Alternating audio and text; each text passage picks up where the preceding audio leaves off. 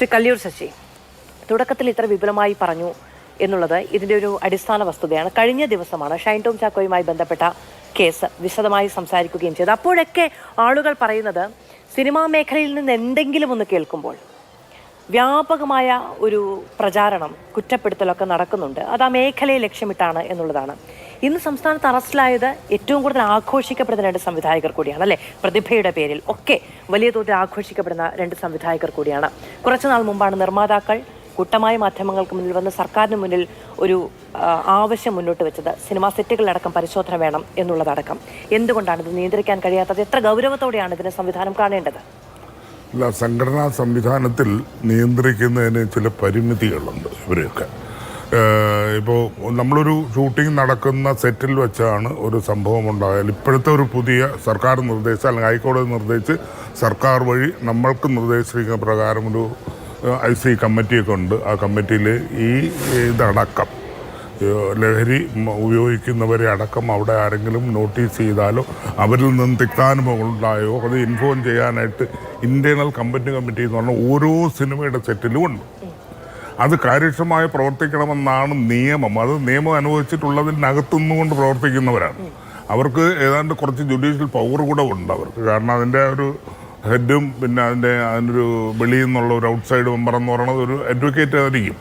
Ports ആക്ടിൻ്റെ പ്രകാരമുള്ള ഒരു കുറ്റമാണ്. അപ്പോൾ അതിനൊക്കെ അവിടെയും ഈ പറഞ്ഞ പോലെ ലഹരിയുടെ ഉപയോഗവും അല്ലെങ്കിൽ ലഹരി ഉപയോഗിച്ചുകൊണ്ട് സഹപ്രവർത്തകരെ അപമര്യാദയായി പെരുമാറുന്നതിനും എല്ലാം കംപ്ലൈൻറ്റ് അപ്പോൾ ചെയ്യാനുള്ള സംവിധാനമുണ്ട്. അത് നടപ്പാക്കിയിട്ടുണ്ട് നമ്മൾ. അത് നടക്കുന്നുണ്ടോ എന്നറിയാനായിട്ട് കേരള ഫിലിം ചേംബറിൻ്റെ നേതൃത്വത്തിൽ ഒരു മോണിറ്ററിംഗ് കമ്മിറ്റി നിലവിലുണ്ട്. അവരിത് പരിശോധിക്കുക. കല്ലിയൂർ ശശി, ഇപ്പോൾ കഴിഞ്ഞ ദിവസം അപർണ എന്നൊരു പുതുമുഖ നായിക, ഈ സൂത്രവാക്യം സിനിമയിൽ അഭിനയിച്ചൊരു നായിക മാധ്യമങ്ങളോട് എല്ലാവരോടും തുറന്നു പറയുകയാണ്, എനിക്ക് വിൻസി ഉന്നയിച്ച അതേ പരാതികളുണ്ട്, എനിക്ക് മോശം അനുഭവമാണ് ഉണ്ടായത്, എന്നോട് വളരെ സെക്ഷൽ കൊണോട്ടേഷനുള്ള തരത്തിൽ സംസാരിച്ചു, ഞാൻ പരാതി പറഞ്ഞു, സെറ്റിൽ എനിക്ക് പരിചയമുള്ള സൗഹൃദമുള്ളൊരു സ്ത്രീയോട് ഇത് പറഞ്ഞു, അവർ അതിന് പരിഹാരം ഉണ്ടാക്കി തന്നു, ഞാൻ നിയമ നടപടികളിലേക്ക് പോയില്ല എന്ന്. പക്ഷെ അന്ന് സംഭവിച്ചത് എന്താണെന്ന് അറിയാം. ആ കുട്ടി തന്നെ ഞങ്ങളോട് സംസാരിക്കുമ്പോൾ പറഞ്ഞ ഒരു കാര്യമെന്ന് പറയുന്നത് അവരുടെ സീനുകൾ പെട്ടെന്ന് തീർത്തു, എന്നിട്ട് അവരെ പാക്ക് ചെയ്തു.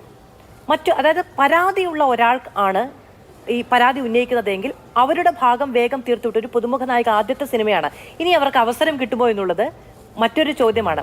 ഈ വിൻസി അന്ന് പ്രതികരിക്കുന്നുണ്ടായിരുന്നു, ഈ വിൻസിയൊക്കെ പരാതി പറയുന്ന ടൈപ്പാണ് എന്ന തരത്തിലായിരിക്കും പിന്നീട് ട്രീറ്റ് ചെയ്യപ്പെടുക എന്നുള്ളത്. അതായത് പരാതി പറയുന്നവരാണ് കുറ്റക്കാർ എന്ന നില, അല്ലെങ്കിൽ പരാതി പറയുന്നവരെയാണ് അവിടെ നിന്ന് ഒഴിവാക്കേണ്ടത് എന്നുള്ള പരിഗണന, ഇത് ഇത്രത്തോളം കൊണ്ടുചെന്നെത്തിച്ചത് ഇതൊക്കെയല്ലേ? അല്ല, അതിനെപ്പറ്റി അത് കൊണ്ടിരുന്ന് എത്തുമെന്നുള്ളതിനെപ്പറ്റി നമുക്കിപ്പോൾ പറയാൻ കഴിയില്ല. പക്ഷേ വിൻസിയെ സംബന്ധിച്ചോളം വിൻസി ഒരാളെങ്കിലും മുന്നോട്ട് വന്ന് ഇത്ര ധൈര്യമായിട്ട് പറഞ്ഞല്ലോ എന്നുള്ളതിൽ അഭിനന്ദനം അർഹിക്കുന്നു.